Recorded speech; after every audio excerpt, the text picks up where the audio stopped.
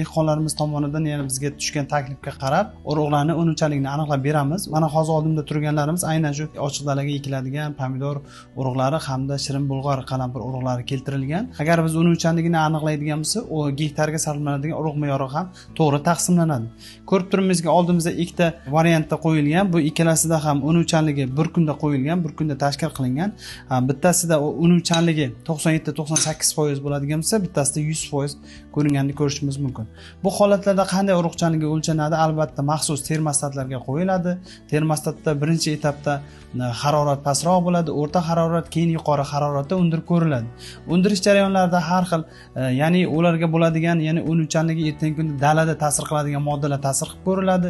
U ko'rilgan ta'sirlarda yo o'nishi mumkin, yo o'nmasligi mumkin. Mana hozir ko'rishimiz mumkinki, urug'larda ham unumchanlik har xil bo'ladi. Ya'ni sabzavot ekinlar urug'larida ba'zi birlari erta o'nadigan bo'lsa, ya'ni 4-5 kunda, ba'zi birlari 15-16 kundan boshlab o'na boshlaydi.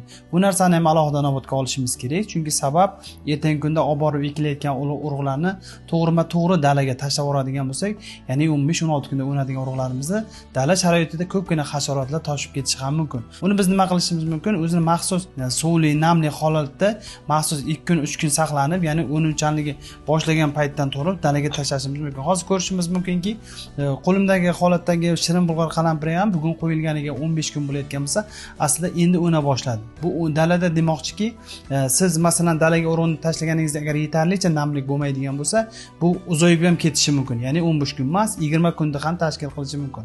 Termostat holatda o'zi 15-kuni boshlab o'na boshlaydi.